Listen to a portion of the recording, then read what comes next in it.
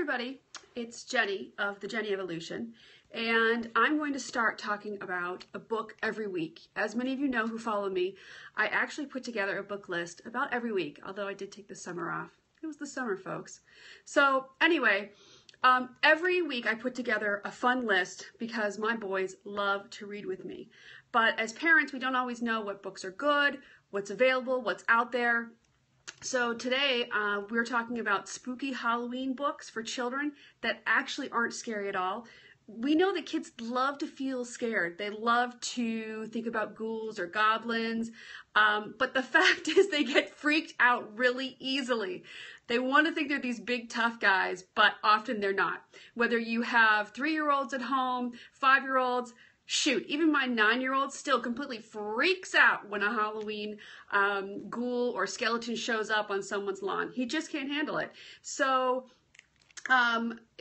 it's really important to think about what kind of books are right for our kids. So I know on the blog I talked about spooky Halloween books that are fun but aren't necessarily scary, and I thought I'd share a particular favorite book of ours. We've been reading it for years now, every time around this time of year, and it's called Bone Soup. Kind of curious, does anybody know what Bone Soup is? And thanks for the hearts. Bone Soup is a fabulous book. It actually is a takeoff on the story of Stone Soup. Stone Soup is where 3 monks are actually traveling, I believe in Tibet, and they go to a village where they are turned away and not offered shelter or food or even water, and they end up rolling out a huge cauldron and putting in a stone with water, and one by one convincing the townspeople to add something to the soup to turn it into this amazing community meal where everyone ends up sharing and reconnecting as a community.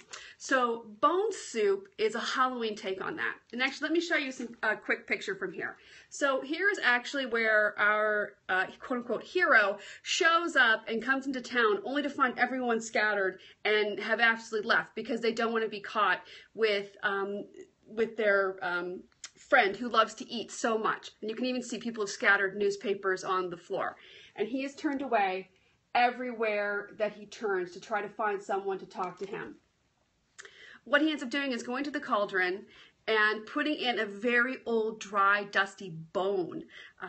And a little kind of monster comes out named Finnegan, and he wants to know what's up. And one by one, the townspeople come out, and they are convinced to put in their ghouly and gross stuff, like their eyeballs that the witch doesn't want to add because they're imported. That totally cracks me up.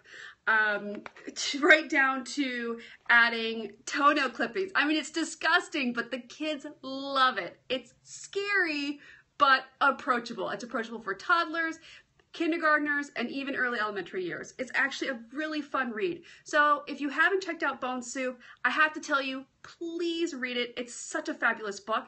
And if you've missed the other wonderful, scary stories that really aren't scary for your kids, jump onto the Jenny Evolution and see what other books I recommend.